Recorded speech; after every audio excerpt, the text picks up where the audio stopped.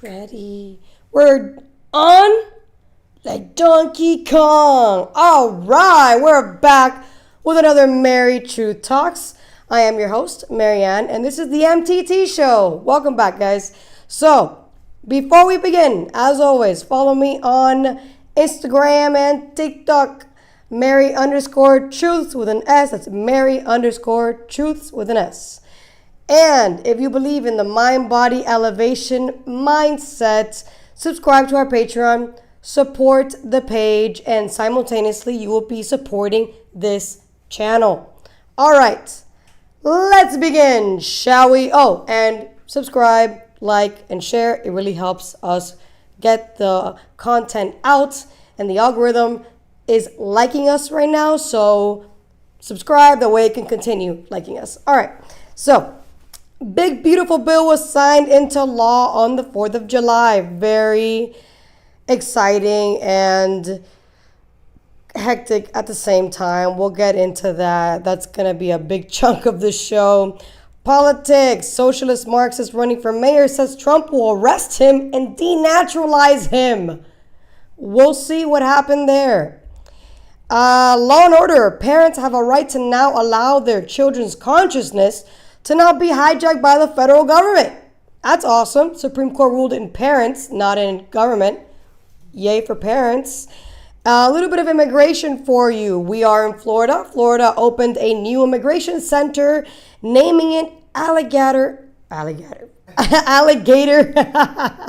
Sorry, guys. I'm an immigrant, bro. I'm gonna say things wrong every once in a while. That's a clip. Alligator Alcatraz. It has a ring to it. I have a lot to say about that.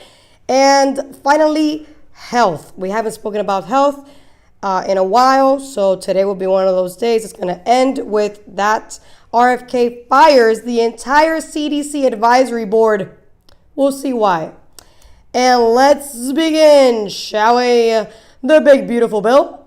Let's see what's going on with that. This is Secretary Bessent talking to this propaganda machine in, what is that, CNN? I believe that's CNN. Yeah. All right. Let's go. Thank you guys for tuning in. What's up, Jose? Thank you for tuning in. Let's go. President Trump's big, beautiful bill is now law. And as he hits the road to sell Americans on that new law, the president is also facing another deadline this week. More than 100 countries have only 3 more days to meet the deadline he set to make tariff deals. Here with me now to talk about all of that is Treasury Secretary Scott Bessent. Thank you so much for coming in. I appreciate it. Let's start with the new law and who it helps. The Tax Policy Center says the majority of the tax benefits will go to Americans making $217,000 or more a year. The Yale Budget Lab says the richest Americans will see their income rise by nearly 2%. The lowest earning Americans will see their income drop by 3% when factoring in cuts to Medicaid and food stamps. You argue that the benefits will really be aimed at the middle class. How does that square? First, let's have a look at the Yale Budget Lab, because I was looking at their findings, and this week I actually went on their website. They're all ex-Biden officials, so I think we can discount everything they say. I'd encourage all your viewers to look at the composition of both the board and the staff, and it's just not right. What we have here is a middle class and working class bill that we are going to see wages accelerate, and we are going to see, just as we saw with President Trump's first tax bill, we are making permanent these tax cuts. And what happened in 2017, 2018 was the highest wage earners went from paying 37% of all taxes to 45%. So that's going to be permanent now. So permanently, the highest 10% will pay a higher percent of the taxes. I should say that, taking the Yale Budget Lab aside, there are Republican senators who are worried about affordability and who this all is going to affect. Look, I think affordability, safety, and growth are the 3 things this bill is going to generate. One of the tax cuts that are in here are for, and the president talks about them a lot, are on tips and overtime. Those are temporary. Why not make those permanent? They're only 2025 to 2028. This is a big part of President Trump's agenda. So, we have what I call parallel prosperity here, that Wall Street has done great. Now it's time for working Americans to do great. And this is President Trump's agenda, so we've got it in for the duration of his term. And we will see if the next administration wants to do that. And just talking about the affordability, how is making cuts on Medicaid programs, how does that, and how it affects the people who are at the lowest ranking when it comes to income, how does that help with the affordability crisis in America? Well, first of all, that affordability and saving Medicaid, let's separate those. And only in DC is a 20% hike over 10 years a cut. So Medicaid funding will go up 20% over the next 10 years. The people who Medicaid were designed for, the pregnant women, the disabled, and families with children under 14 will be refocused. The able-bodied Americans are not vulnerable Americans. So a work requirement or a community service requirement, that's very popular with the public, and many state programs have that now.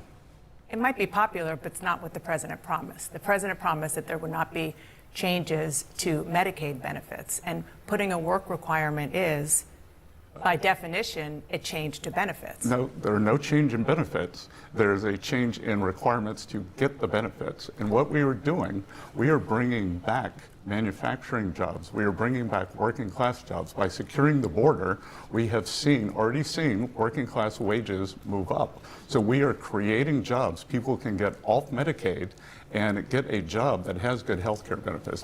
In theory, that works, but I'm sure you've seen and heard a lot of the concern, including and especially from Republicans who are the most vocal in Congress about the fact that those work requirements are going to be very cumbersome to actually prove, and it will inevitably force the people who need that Medicaid coverage off the rolls. Well, first of all, the Republicans are not the most vocal on this. It is a group of Democrats who unfortunately seem to think that poor people are stupid.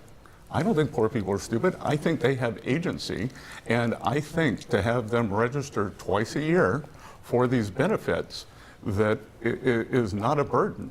But these people who want to infantilize the poor and those who need these Medicaid benefits are alarmist. Yeah, but all right, that's it. All right, so let's get into the nitty gritty of this OBBBA, which is the big beautiful bill. All right, so we're gonna get into the first one, the one that AOC says that it's like BS, that it's not really what it says in face value, which is no tax on tips.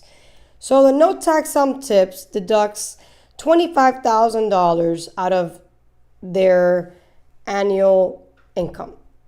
So if they made $40,000, then they can take out $25,000 out of the 40. The median income for servers, I believe I looked it up, it's like $30,000 to $40,000 a year. It's not common for servers to be making over $50K a year. So I don't know why she was like, oh, this is terrible. This is not really going to help them. And actually it is, because if you live off of tips, I have my glasses on. If you live off of tips and you're not given a pretty much like a tax write-off of $20,000, yeah, that's a really big help for people who live off of tips. I don't know what the hell she was talking about. Same thing with people that want to do overtime.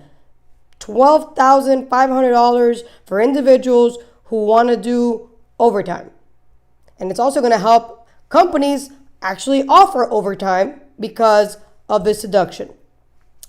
What's another one here that we can talk about? Senior and family tax relief. So seniors, $6,000 extra standard deduction, and if anybody that's 65 or over. So your Social Security is not going to be getting taxed anymore. You're going to be saving there. Child tax credit. Anybody who has a child or is thinking about having a child or is currently pregnant, $2,200 per child.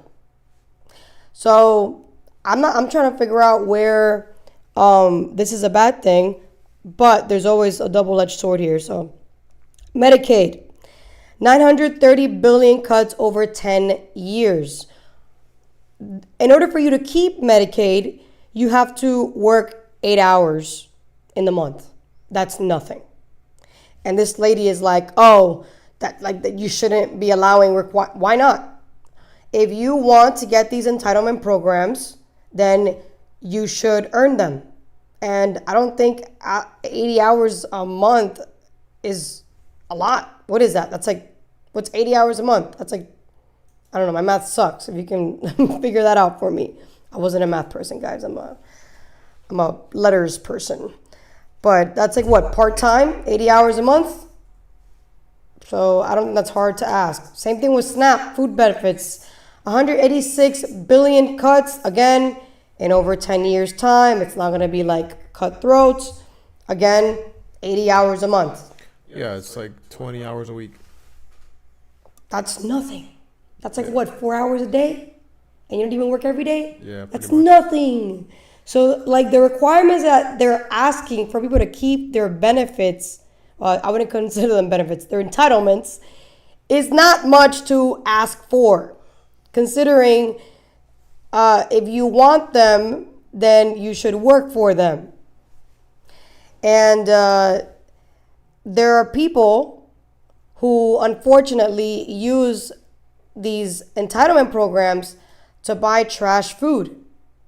And that's another thing that's being cut off. You're not allowed anymore to be using food stamps to be paying for Pepsi or McDonald's or whatever, which should have always been like that. I don't know why it took us 100 years to come up with this perspective.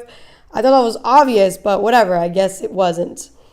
So another one here, student loans and education, caps of $20,000 a year, $100,000 lifetime for graduate school loans, limits undergraduate subsidies.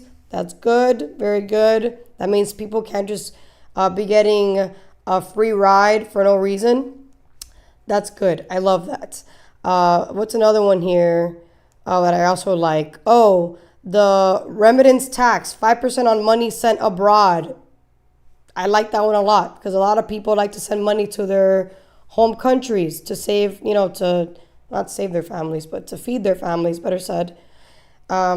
We should get a tax from that, I know it sounds fucked up, but you're sending our tax dollars to another country, you should get taxed for that.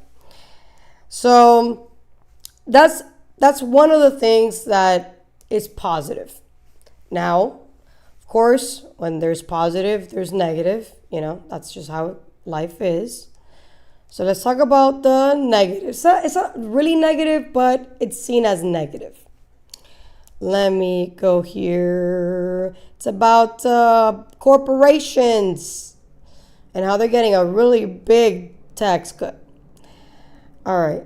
I looked into this a little too much. All right. So the one big beautiful bill. So let's see how it benefits corporations. So for the corporations that they used to have 39.6% income tax rates, now it's down to 37%, which is saving them like tens of thousands to millions of dollars annually. Corporate tax rate has been slashed from 35% to 21%. That's a 40% cut. So that means more profits, more stock buybacks. It raises the value of stocks. So anybody who has a lot of wealth in shareholding, you're going to make a lot more money, which obviously is top 10% earners in the country are going to be benefiting the most off of that. Now, when it comes to people like us who have LLCs, we have a benefit. 20% deduction for income from pass-through businesses like LLCs and S Corp, which pretty much reduces taxable income. However, that one is not permanent. That one is temporary. The corporate one is permanent. So I'm hearing like, why are they permanent and ours isn't? Well, the New York City mayor's race is heating up as Zohran Mamdani, the Democratic candidate, is trading attacks with President Trump. Now the focus is on the general election, where the socialist candidate set to face off against incumbent Eric Adams, former New York Governor Andrew Cuomo, and one Republican and longtime New York City activist. Republican New York City mayoral candidate Curtis Sliwa joins us now. Curtis, thanks for joining us this afternoon, or this morning, I guess it is still. Oh, well, my pleasure. You know, I'm on my way to Coney Island while Eric Adams is in the Hamptons. Cuomo is missing in action.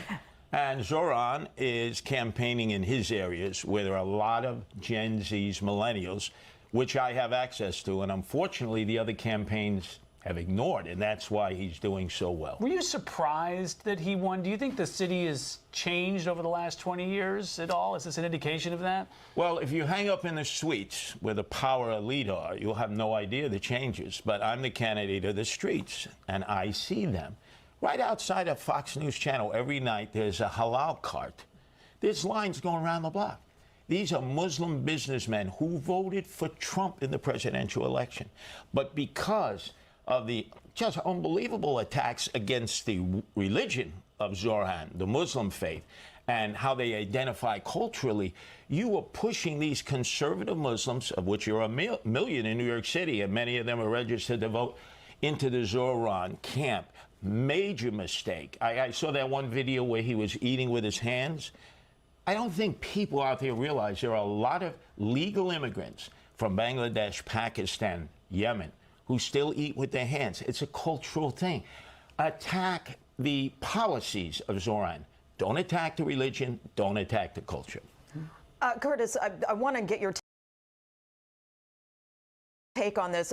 Mayor Adams is calling for an investigation into Columbia University's application review process after it was leaked that on his application form in, I think, 2009, Mamdani checked a couple of boxes, African American as well as Asian, and Mayor Adams is taking deep offense to that. He said, quote, the African American identity is not a checkbox of convenience. It is a history, a struggle, and a lived experience. For someone to exploit that for personal gain is deeply offensive. Now, Mamdani told the New York Times, here was his explanation. He said, most college applications don't have a box for Indian Ugandans, so I checked multiple boxes trying to capture what he says the fullness of my background.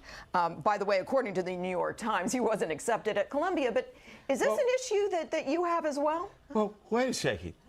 He wasn't accepted. His father, a professor of African studies, he didn't benefit from that legacy like we know a lot of Democrats and Republican children have over the years. He got rejected by Columbia. He had to go to Bowdoin up in Maine. So the fact is, if you make this the issue, you split hairs. He said he was an African American. Okay, that was a mistake. He said he was Asian. He is Southeast Asian from India, his parents. And he did put the box, he checked the box later on in the transcript that he was Ugandan. But he didn't take a seat of an African American, Eric Adams and Cuomo, because he wasn't accepted in Columbia.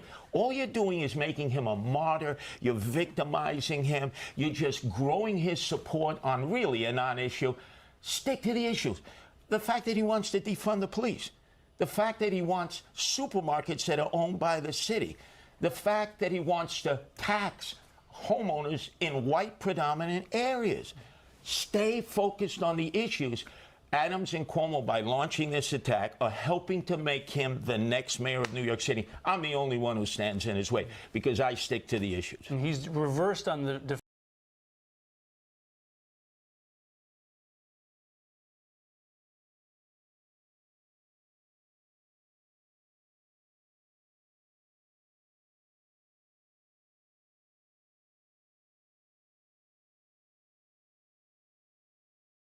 Donald Trump said that I should be arrested. He said that I should be deported. He said that I should be denaturalized. And he said those things about me, someone who stands to be the first immigrant mayor of this city in generations, someone who would also be the first Muslim and the first South Asian mayor in this city's history. Less so because of who I am, because of where I come from, because of how I look or how I speak, and more so because he wants to distract from what I fight for. I fight for working people. I fight for the very people that have been priced out of this city, and I fight for the same people that he said he was fighting for. And we know that in this moment, it is up to us in this city to show that we can not only fight back against authoritarianism, but we can also fight for working people. Donald Trump said that I should be arrested. He said that I should be deported. He said that I should be denaturalized. And he said those things about me, someone who stands to be the first immigrant mayor of this city in generations, someone who would also be the first Muslim. My bad, fam.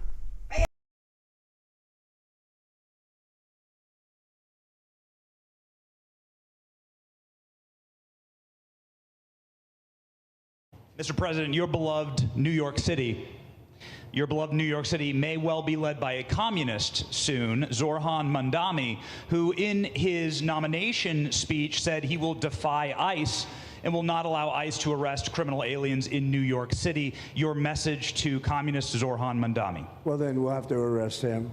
Look, we don't need a communist in this country, but if we have one, I'm going to be watching over him very carefully on behalf of the nation. We send him money. We send him all the things that he needs to run a government. And by the way, they get about 3 times what you get, Ron. If you look at the per capita, Florida gets 1/3 of what New York gets in terms of the numbers. Why don't you give us those numbers? Yeah, well, because that's what we should send him. Yeah, well, like sometimes people say Florida gets more because they count Social Security recipients, but that's not money to the state. Those are seniors that live here. If they moved to North Carolina, you could count it there. So it has no interaction with the state government. They get more in the city and state governments than we get. Right, substantially. We're going to be watching that very carefully, and a lot of people are saying he's here illegally. We're going to look at everything, and ideally. He's going to turn out to be much less than a communist. But right now, he's a communist. That's not a socialist. I've always said, we will not have socialism in this country. In the speeches, I said, well, what? They skipped socialism. And you got a lot of them like that. And you see AOC, she's out there with her, bad IQ. She's out there ranting and raving about how wonderful he is. And look, so far he's winning. He still has a race to win, but so far he's winning, and he has an advantage as a Democrat in New York City. I was there a long time ago, and it was a long time since a Republican won the city. But you would think that a Republican would be able to win. Or you have a good independent running, Mayor Adams, who's a very good person. I helped him out a little bit. He had a problem, and he was unfairly hurt over this question. He made a statement to the effect that this is terrible. New York City can't have all these immigrants come in. And like he was indicted the following day. And I said, that was a phony indictment. And it was a phony indictment. That was a Biden indictment. I said, don't feel bad. I got indicted. Technical difficulties, guys. Damn, how long was it muted for? How long was it muted for? Can anybody tell us in the chat? I couldn't even see it here. That's weird. Yeah. Gotta love streaming, bro. There's so many. That's why people people do pre-recordings, because there's a lot of technical stuff in streaming. I mean, I don't know what people heard and what people didn't hear. So do you want me to? Yeah, you're muted for a minute. Do you want me to backtrack here? Or? Let me know. I'll backtrack. All right, hold on. Wow. What happened? After the Trump video, apparently. After the Trump Response. I was muted after the Trump response? Yeah. I mean, after the Trump response, so they heard the Trump response? Yes. Okay. That's fine. We will have to talk about it again. It is what it is. Thank you guys for letting me know that I was muted on our end, because I can hear it. That's why people use headsets. That makes sense. It's all right. We're still learning, guys. It's only live 44. We'll get the hang of this. This is not as easy as it looks, as you can tell. All right. So Trump didn't say, maybe it's also because of the heat or something. It could be that. I don't know. So Trump didn't say that he was going to arrest the Marxist. He said if he goes against federal laws, as it doesn't allow ICE to do their job, then yes, we do have a right to arrest him, like any other mayor, you know. So it's just, like, I don't know how do you gather, oh, we'll arrest him, to, he said he will arrest me and denaturalize me. No, he didn't even say that. He said people are saying that and we'll look into it. That's what he said. So, like, politicians, bro, I swear to God, they have a knack at, like, not actually saying what was said or acknowledging what was said, and they just, like, twist it and turn it or whatever.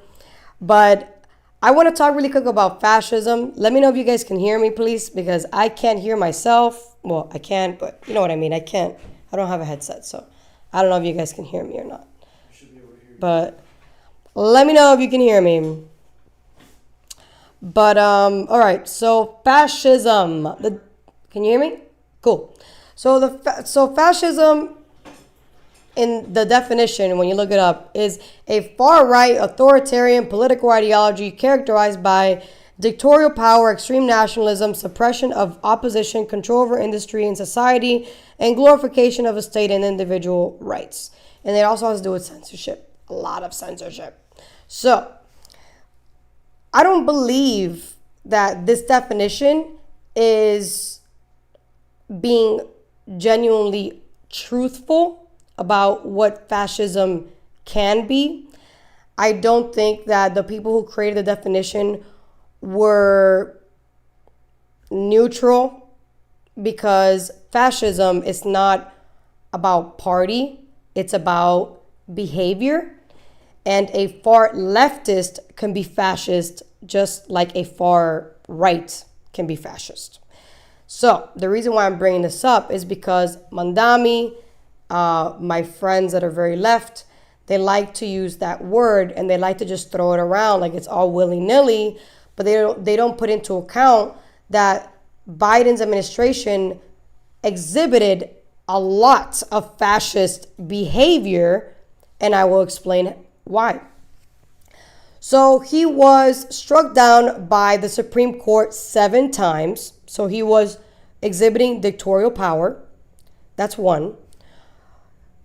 He was forcing private companies to get their employees to vaccinate. If not, they will lose their livelihoods. Again, you are controlling industry, so fascist. Suppressing the opposition. The minute that Trump said, I'm running for president the second time, they hired a special counsel to go after Trump with lawfare. And then they ended up coming up with 34 34 counts or whatever. Yeah, they were convictions, 34 convictions. That is also fascist. They were censoring dissent when it came to COVID alternatives. They were censoring people that were against the COVID vaccines and the mandates.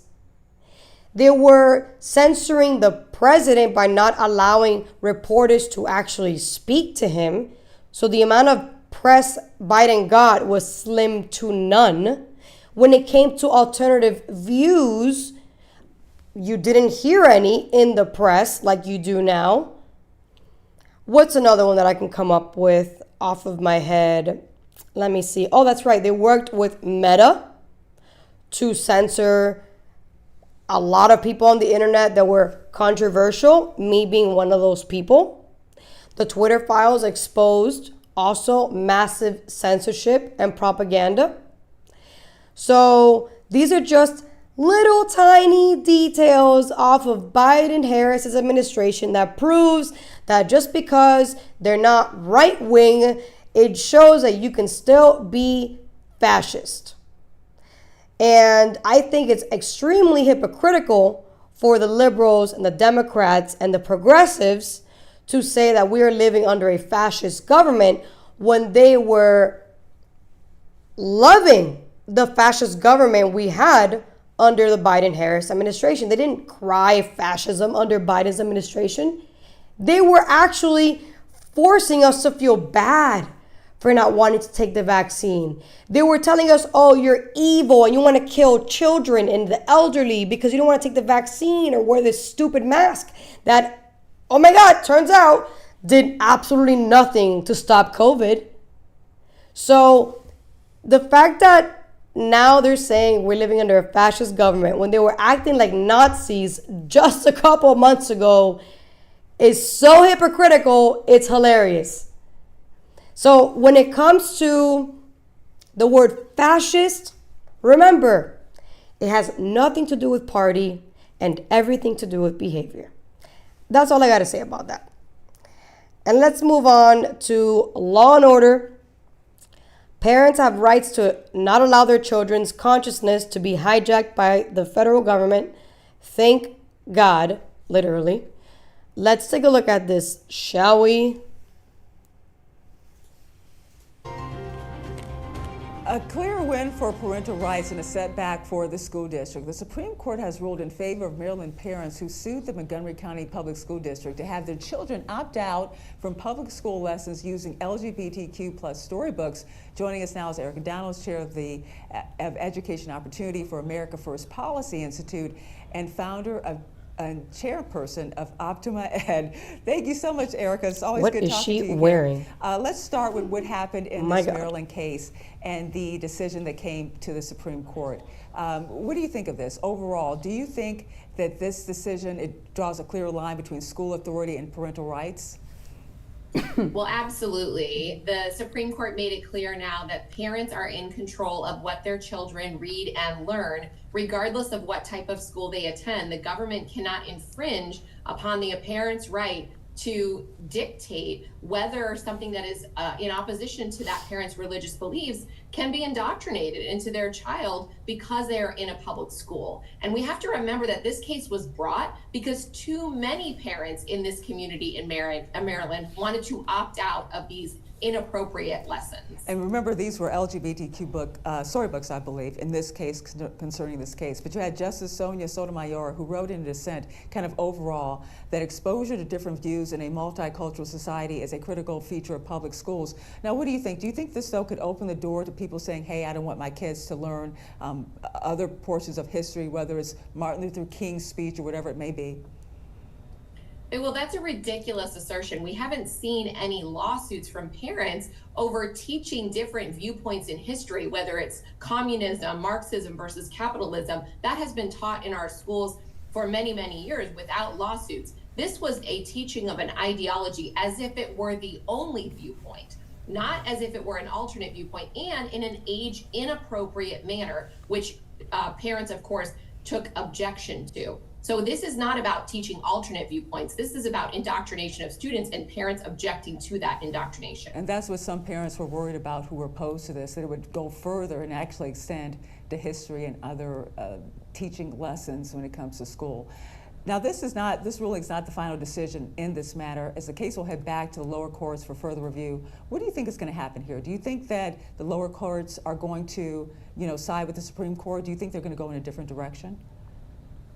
I believe that the lower courts are going to agree with the opinion of the Supreme Court. And in fact, I think we will see many more cases like this as parents realize that it is now their constitutional right to opt out of these types of lessons. Yep. But as a former school board member, I've also seen districts and schools double down on their intent to inflict this ideology amongst their student population. There was something that just popped up on your screen there, Erica. I don't know if you can see it. I think this may be on your That might be screen. your screen. So Oh, there we go. It's off now. But before we go, because you and I have talked about this in the past, what do you think When you're on low budget? look out for when it comes to curriculum and other assignments in their child's school? Because you have this one ruling for the Supreme Court. So moving forward, and you and I have talked about this, what do you think they should be on the lookout for? Well, this is incredibly important for parents to understand. They actually not only have the right to opt out, but in order to opt out, you have to have the transparency of seeing what is in the curriculum. So parents should demand that transparency from their schools and school districts, because we have many schools and districts that are still not allowing parents to see what curriculum, what instructional materials are taught in their schools, perhaps even what library books are in the public school libraries. So parents need to use this ruling to say, you know what, in order to opt out, we have to know what's in the classroom and take their right to the school boards in this case. Let me ask you a quick question. I've always been curious about this. Do you think it's better to have an opt-in, like instead of an opt-out? Because opt-in, tell me the difference here. You actually can. It's more preventative, where you don't have you're not automatically put into a certain class, right? So do you think one is better than the other, an opt-in or an opt-out?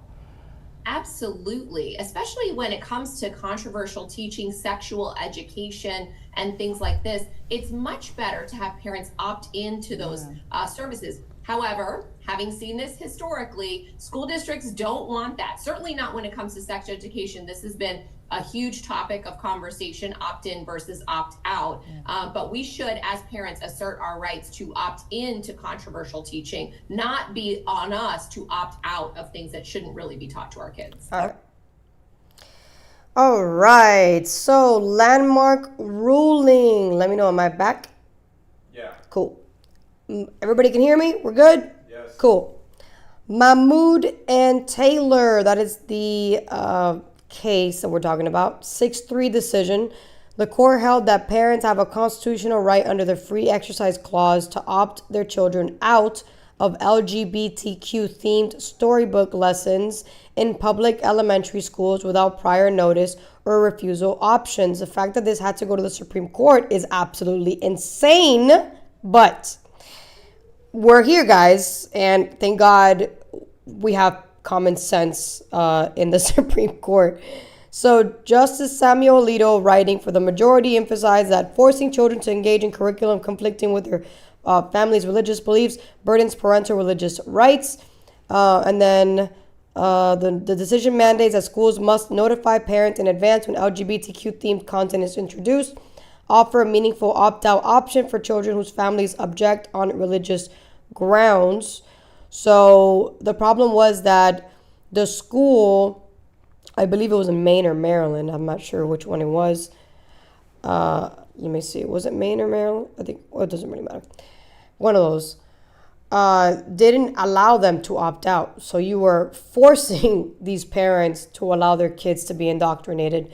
So this is another case of fascist-like behavior. Look at that. Look at that. We got school systems who are literally forcing children to learn about something they believe to be morally correct to be added to their curriculum without thinking about the parents.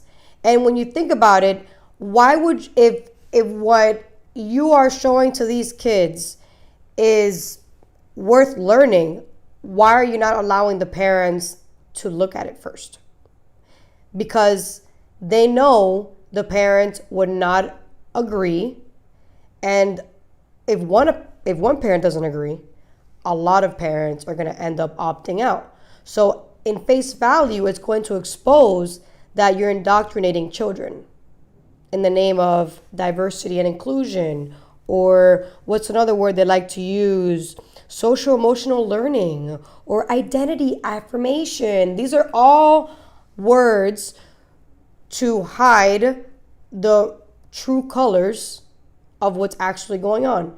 You are controlling the mentality and grooming children. You are hijacking their consciousness with an ideology that goes against the morale of the parent and what the parent wants the child to believe in.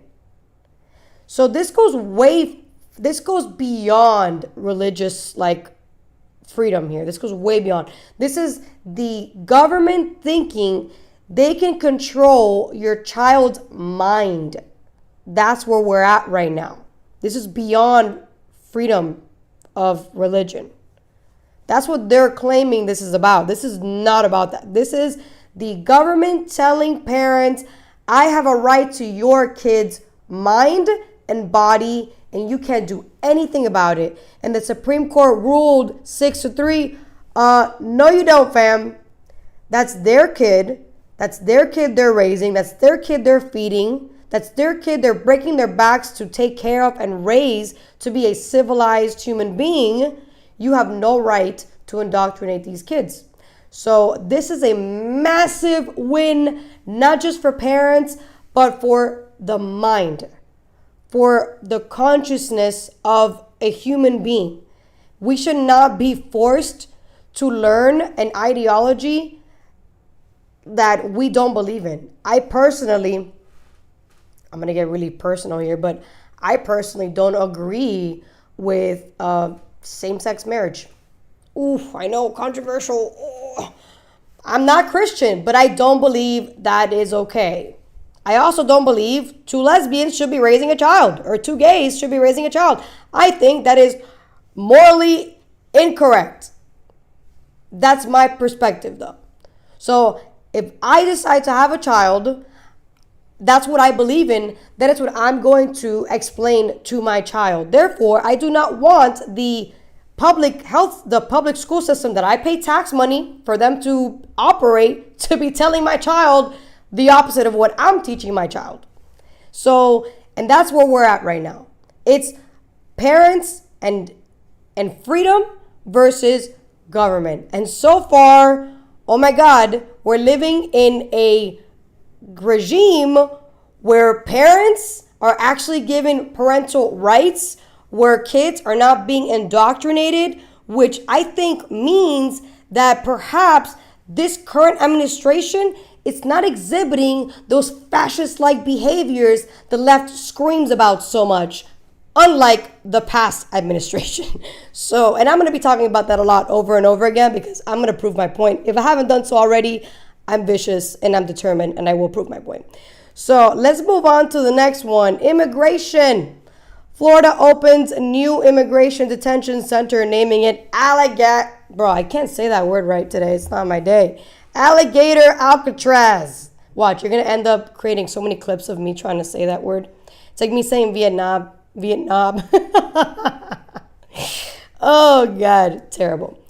Knowing more than one language is difficult. All right. Let's get on with this. Honestly, even though this is a liberal outlet, he was funny. I liked him. A new American dystopia where alligators are cops and humans are treated like animals. This might sound like an allegory dreamed up by George Orwell for my Velshi book club, but it's not. This was a real tweet posted on the official White House Twitter page. AI alligators sporting ice hats and a man assumed to be Donald Trump standing behind them. Alligator Alcatraz, make America safe again. Deep in the swamplands of Florida, far from civilization, is a virtually abandoned 39-square-mile airfield. It's surrounded by deadly wetlands and predators of the marshy Everglades, pythons, swarms of mosquitoes, and hundreds of alligators that roam the area. This is now the site of a new migrant detention center dubbed Alligator Alcatraz. According to Governor Ron DeSantis of Florida, the facility will have the capacity to accommodate about 3,000 detainees when it's fully operational. The first group of migrant detainees arrived on Wednesday. The facility did not exist even last week. It was hastily constructed in a matter of days. Florida's Attorney General James Uthmeier says the facility will mostly consist of tents and trailers. No brick and mortar construction required, which seems not great for Florida's stifling summer heat and humidity and a hurricane season that's predicted to be worse than past years. The roughly 11,000-foot airstrip, which has been used mainly for training purposes, is going to serve as Florida's private airstrip to fly detainees into the facility and ship them out on deportation flights. As Uthmeier proudly puts it, it's a one-stop shop to carry out Donald Trump's mass deportation agenda.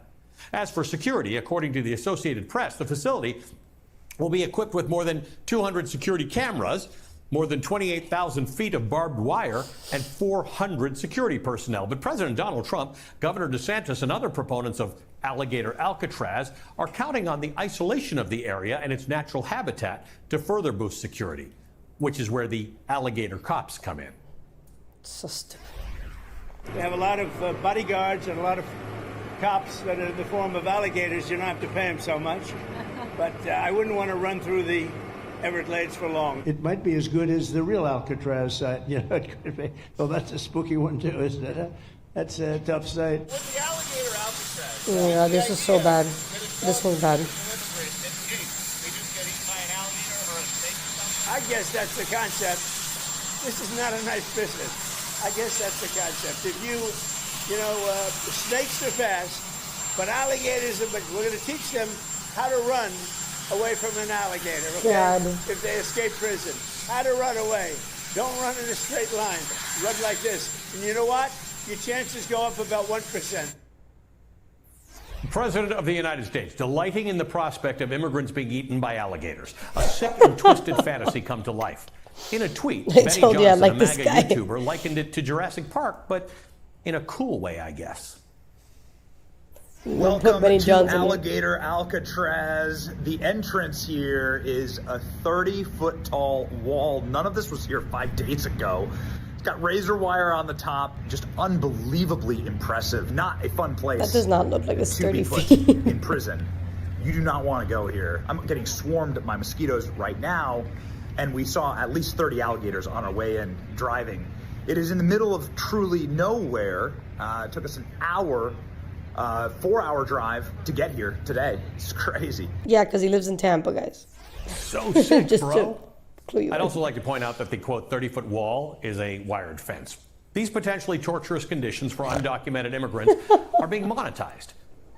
It's as depraved as you can imagine. The Republican Party of Florida pushed out this campaign email last week saying in part, quote, the feds have green-lit Alligator Alcatraz, Florida's gator-guarded, python-patrolled prison for illegal aliens who thought they could game the system. Surrounded by miles of swamp and bloodthirsty wildlife, this ain't no vacation Bloodthirsty. spot. It's a one-way ticket to regret for criminals All who right. wish they'd self-deported. All right. And then That's it. Okay. All right. Okay. So, God. All right.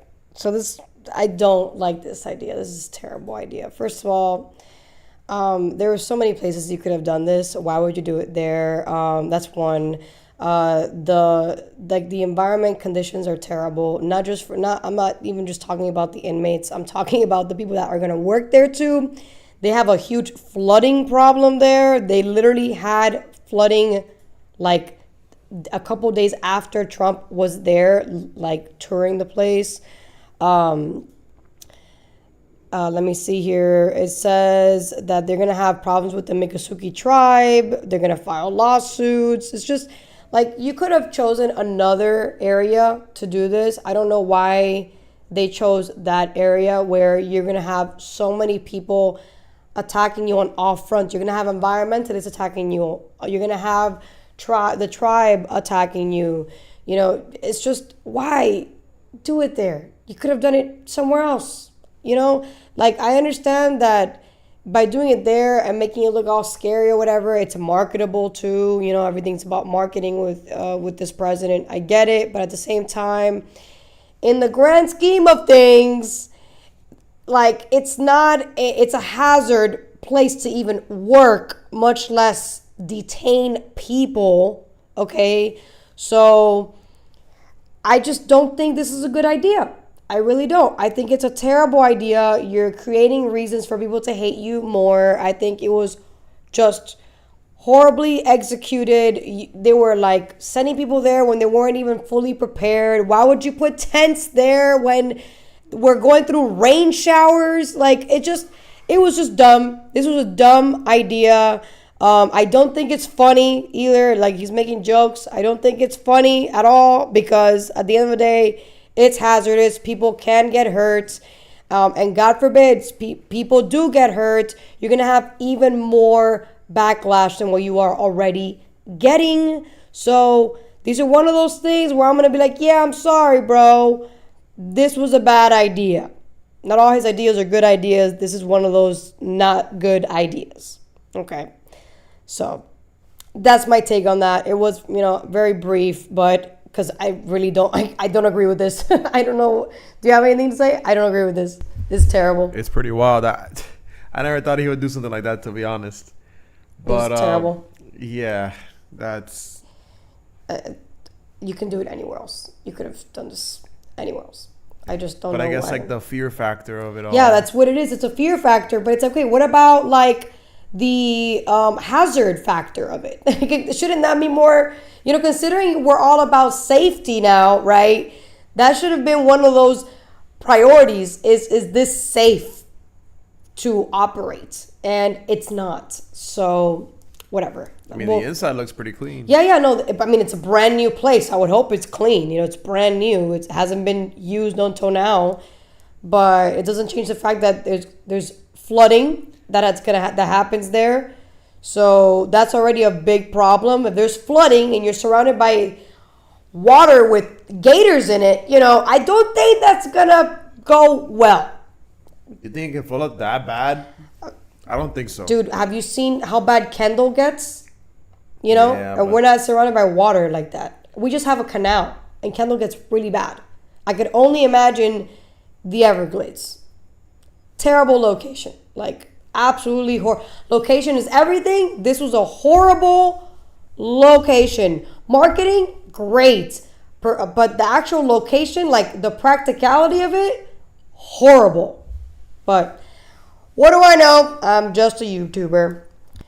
Let's go on to the last story here. RFK fired the entire CDC advisory board.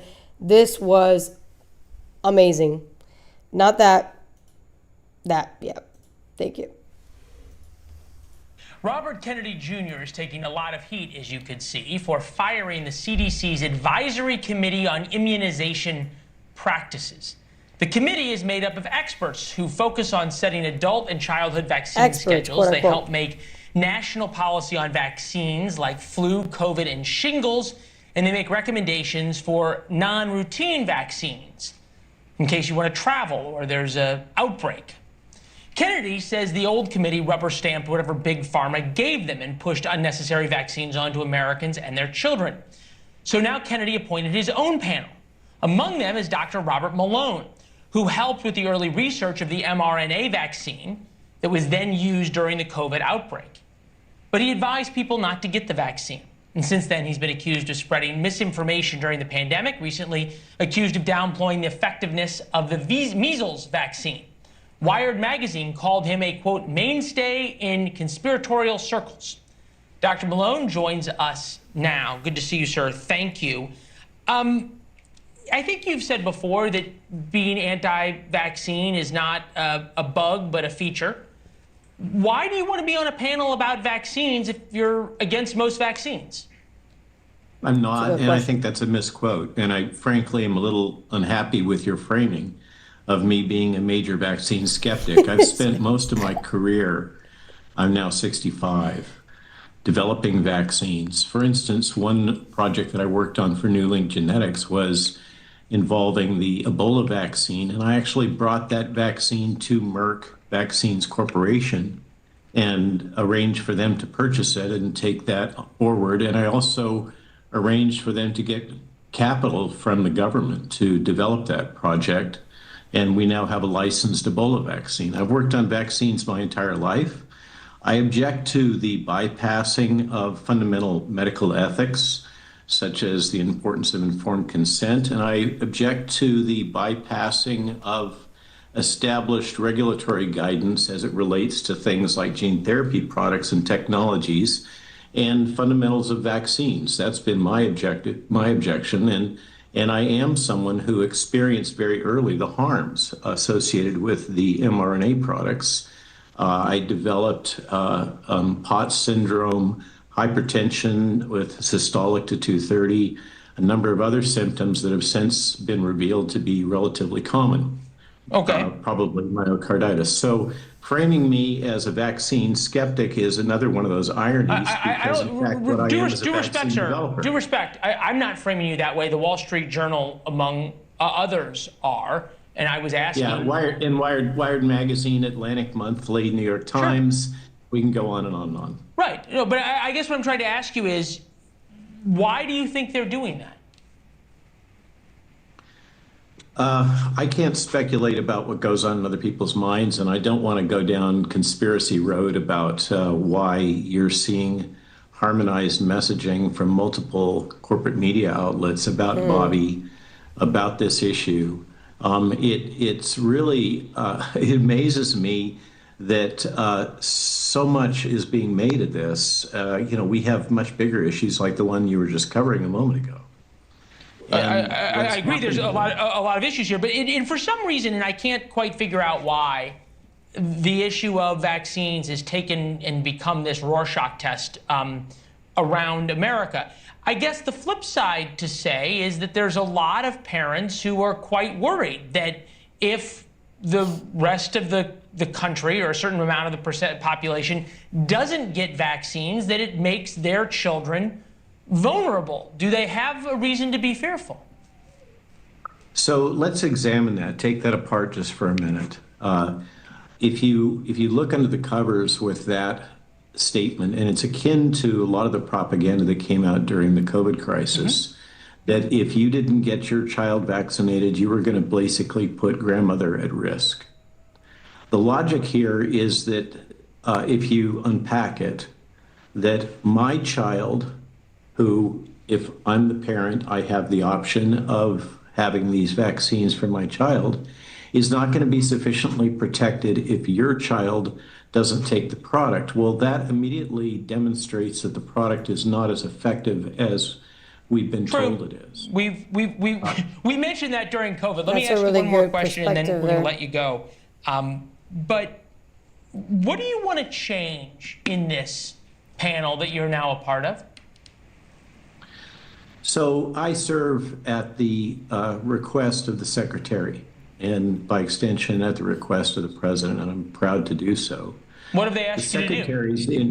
The Secretary's interest is in reinvigorating a panel that is truly grounded in scientific approach, a rigorous data approach, a willingness to question the information that is being put before it.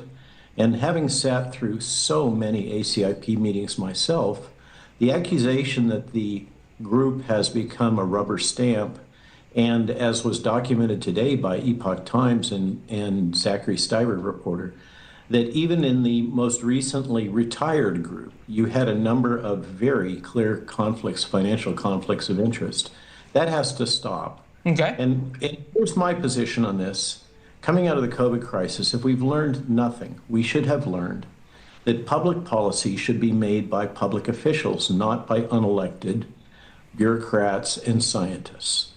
Okay. And that's the role of ACIP. The ACIP is a FACA committee. Its purpose is to advise the director of CDC, who is the one that really needs to make the decision. So the intention here is that the ACIP will be more active, more rigorous, more questioning, more focused on actual data. Doc, I appreciate it. Advise the director of... Okay. I like the way he speaks. He speaks so slow on purpose.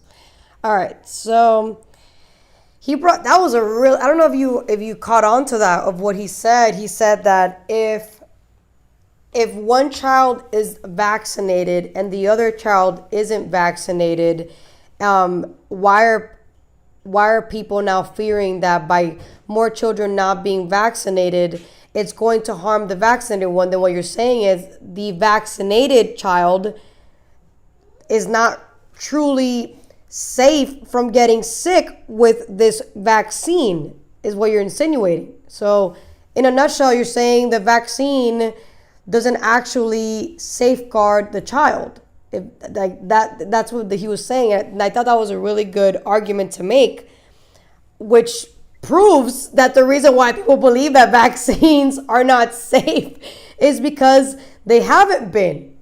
Because they've been literally governed by people who haven't bothered to do enough actual evidence-based testing on any of them. And that's, bro.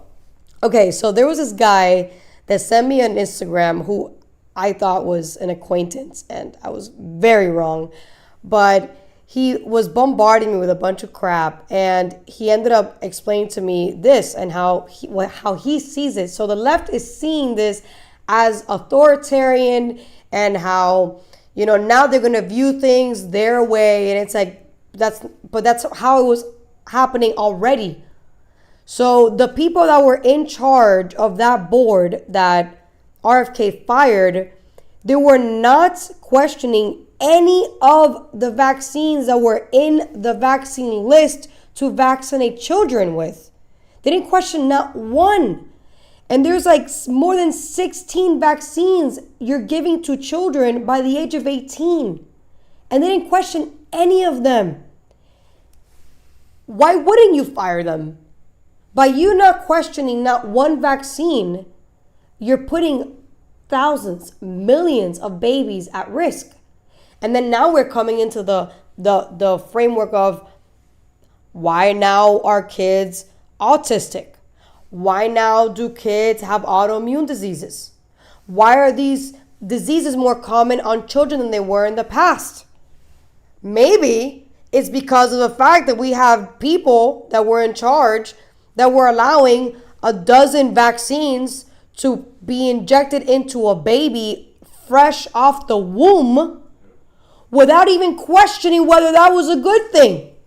Oh, no, it's fine. It's fine. No, it's obviously it's not fine, because the data is showing there's a high rate of autism, there's a high rate of obesity, there's a high rate of diabetes, there's a high rate of autoimmune diseases. So obviously it's not fine. And then people are like, oh my God, I can't believe he fired all these people. No, I'm glad he fired all those people.